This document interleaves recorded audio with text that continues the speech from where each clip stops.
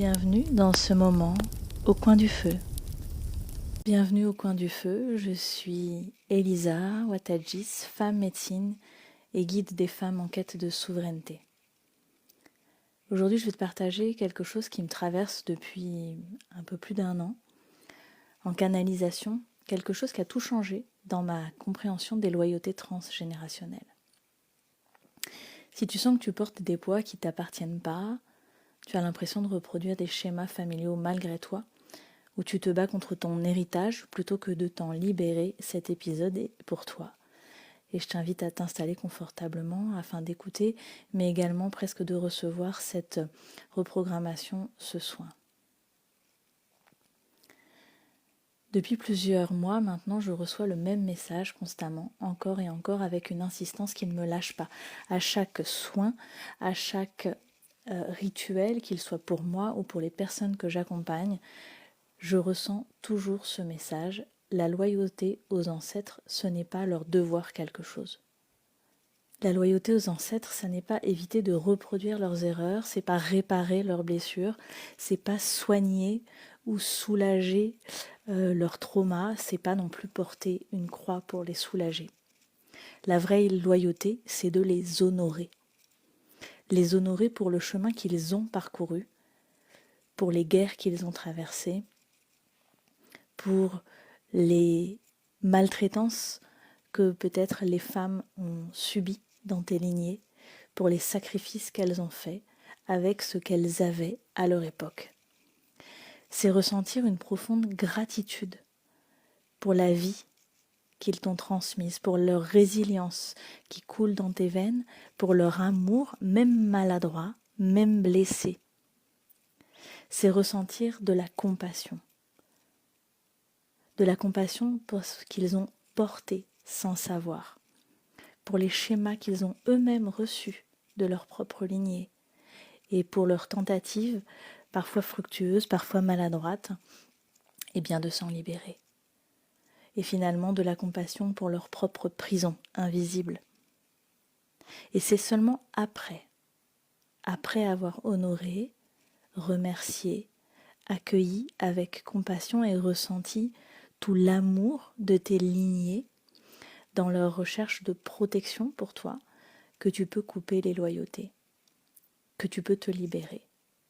Parce que tant que tu es en dette, en colère, en rejet, eh bien tu restes lié et tu continues à créer une accroche énergétique, émotionnelle et même cellulaire. L'honneur brise la chaîne de la culpabilité.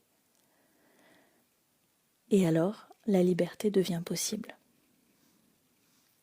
Pourquoi est-ce qu'on est souvent coincé dans nos loyautés ? Eh bien, c'est parce qu'on se trompe de loyauté. Quand tu portes une loyauté invisible, souvent, ça va être des choses comme « les femmes de ma famille ne réussissent pas ». Mon grand-père a souffert, je n'ai pas le droit d'être heureuse. Je ne mérite pas l'amour. Je prends trop de risques en développant mon intuition ou ma féminité parce que dans ma lignée, des femmes ont été maltraitées ou persécutées en tant que sorcières peut-être. Et dans ces cas-là, quand on continue à porter ces loyautés invisibles, eh bien on se retrouve dans une de ces 3 positions. Soit la dette, c'est-à-dire que tu penses que tu leur dois quelque chose. Si tu réussis, tu les trahis. Si tu t'épanouis, tu les abandonnes. Si tu le fais, si tu développes ta spiritualité, alors qu'une certaine femme de ta lignée ont été pourchassées comme des sorcières et peut-être brûlées ou torturées, alors, eh bien, tu te mets en danger. Inconsciemment, en fait, tu sabotes ta propre réussite de bien-être pour rester loyal à tes lignées, c'est-à-dire pour reproduire la même prison que tes lignées. La deuxième posture, après la dette, ça va être la réparation. Tu penses que c'est à toi de réparer ce qu'ils n'ont pas pu guérir.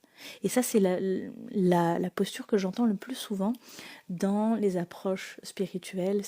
On est là pour guérir nos lignées. Je ne suis pas d'accord avec cette posture. Parce que quand tu te positionnes dans cette posture de réparation, tu portes la blessure, tu reproduis des schémas, et puis tu sacrifies ta propre vie pour honorer leur sacrifice, mais en réalité, tu ne répares pas ce que tes lignées ont vécu. Elles l'ont vécu et elles l'ont vécu parce qu'elles devaient vivre ça, parce qu'il y avait un enseignement et cet enseignement, il a traversé les générations, il a traversé peut-être les siècles, peut-être même qu'il a traversé plusieurs vies, si ce sont des mémoires karmiques, pour venir jusqu'à toi, pour que tu apprennes cet enseignement. Et donc, on ne te demande pas de réparer, on te demande d'apprendre et d'honorer. La troisième posture, ça va être la posture du rejet. Tu refuses de ressembler à tes lignées maternelles peut-être, tu te bats contre ça et tu te dis je ne serai jamais comme ça. Mais ce rejet en fait est toujours une forme de lien énergétique, c'est-à-dire que c'est une réaction.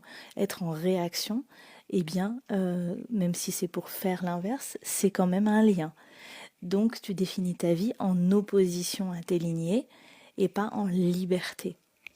Tu définis ce que tu vas faire ou ne pas faire en fonction de lignées, donc tu n'es pas complètement libre de créer la vie que tu veux.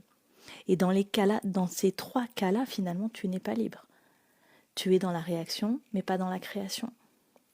Ton système nerveux le sait, tes cellules le savent, ton ADN le sait.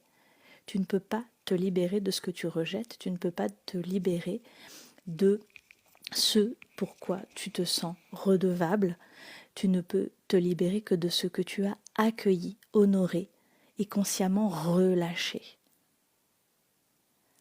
C'est comme si tu me disais que tu tiens un objet très très fort dans ta main depuis des années, et que tu veux t'en libérer mais que tu continues à serrer le poing. Ça n'est pas possible. Si tu veux pouvoir te libérer de cet emprisonnement qu'est le fait de devoir tenir cet objet, tu vas devoir le relâcher. Et peut-être que ça peut être déstabilisant au départ de ne plus sentir ce poids dans cette main, de ne plus sentir cette sensation dans la main. Je vais te proposer un rituel de libération en 3 étapes finalement. La première étape que je vais te proposer, ça va être d'honorer. Et pour cela, ce que je vais t'inviter à faire, c'est soit maintenant, soit plus tard, tu peux mettre pause sur cet audio, soit y revenir plus tard. Dans un premier temps, dans un moment de silence, de tranquillité, tu peux prendre même un temps d'ancrage à la terre qui va te permettre de te reconnecter à tes ancêtres. Tu vas les honorer. Ça peut être dans ta tête ou à l'écrit. Et ce que je te propose de dire à voix haute ou dans ton cœur, c'est « Je vous vois. Je vois le chemin que vous avez parcouru. Je vois ce que vous avez porté.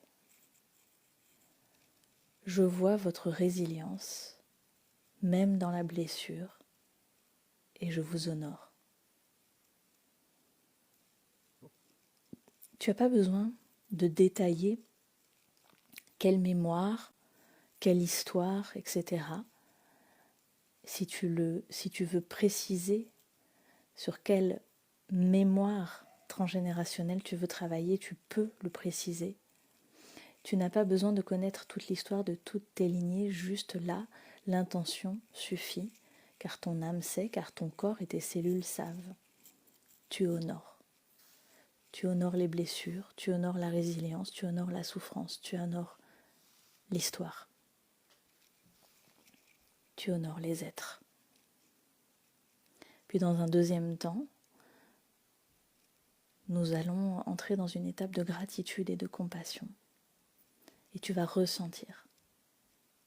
Tu vas ressentir la gratitude pour la vie qui t'a été transmise, pour la force qui vit en toi, pour les leçons, même douloureuses, qui t'ont façonné, pour l'amour qui t'a été transmis, l'amour qui te porte en sécurité pour ne pas reproduire, mais qui, à la fois, est un carcan, une prison.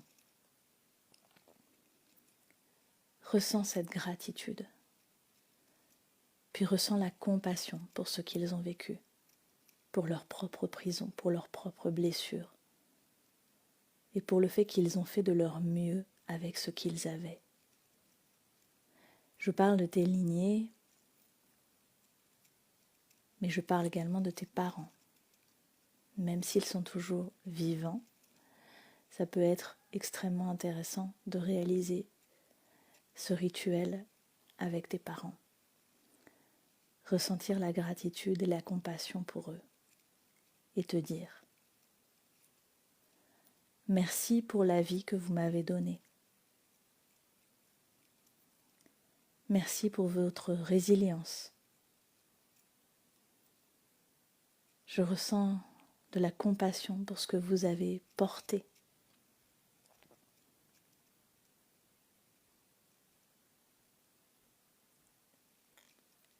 Et même si je ne partage pas tout, je le sais, vous avez fait de votre mieux. »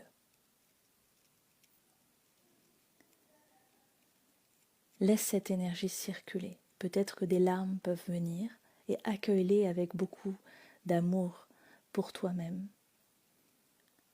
Peut-être une chaleur se diffuse dans ton corps. Laisse faire. L'énergie circule, l'énergie se relâche et c'est parfait ainsi. Et s'il ne se passe rien, tout est juste. Dans la troisième étape, je vais t'inviter à couper les loyautés. Et tu vas déclarer ta liberté. Je vous honore, je vous remercie et je ne vous dois plus rien. Les schémas que vous avez portés s'arrêtent ici. Les blessures que vous avez vécues ne sont plus miennes.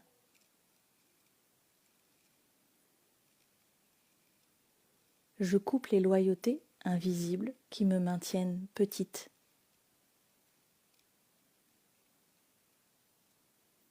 Je me libère avec amour et gratitude. Je choisis ma vie. Je choisis mon chemin. Je choisis ma grandeur et ma lumière. Et en faisant cela, je vous honore encore plus profondément, car je deviens celle que vous n'avez pas pu être. Respire profondément et visualise un fil d'or qui te relie à ses mémoires, à ses ancêtres, à ses parents. Vois ce fil se dissoudre tranquillement, tout doucement, dans la lumière. Tu es libre.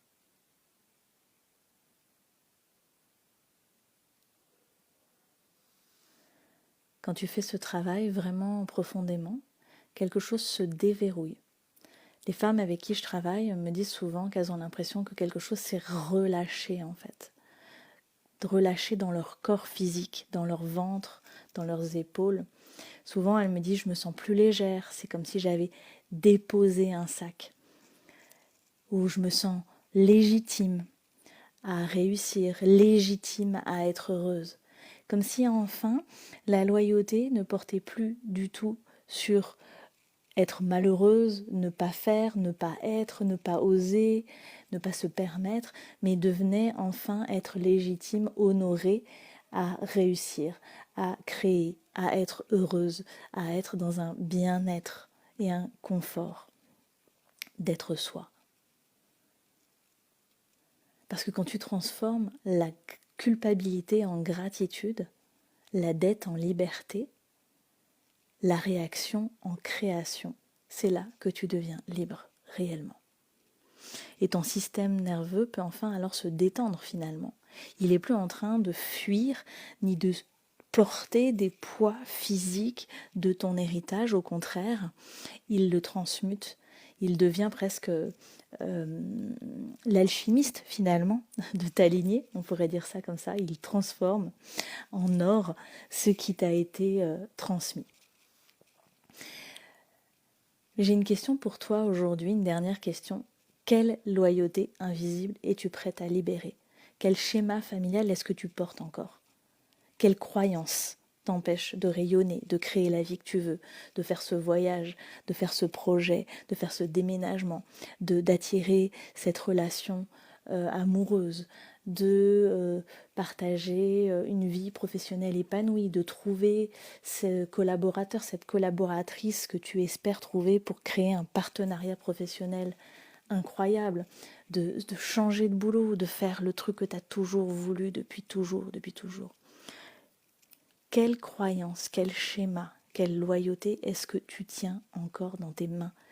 Si tu sens que c'est le moment de faire ce travail en profondeur, que tu as besoin de libérer des mémoires transgénérationnelles, de couper des loyautés, de plus pas devenir celle que tes ancêtres n'ont pas pu être, mais de devenir celle que tu es, alors mon accompagnement Essence Sacrée est fait pour toi.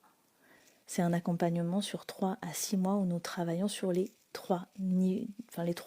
4 mêmes niveaux, psychologiques, énergétiques, transgénérationnels et karmiques. Je deviens canal de ton âme, de ta mémoire, de la source, afin de vraiment recevoir toutes les informations que tu as besoin de connaître sur ton chemin, et également d'aller reprogrammer, réencoder et lâcher toutes ces anciennes mémoires pour que tu puisses enfin incarner ta puissance originelle. C'est ma mission, c'est ce que je souhaite pour toi.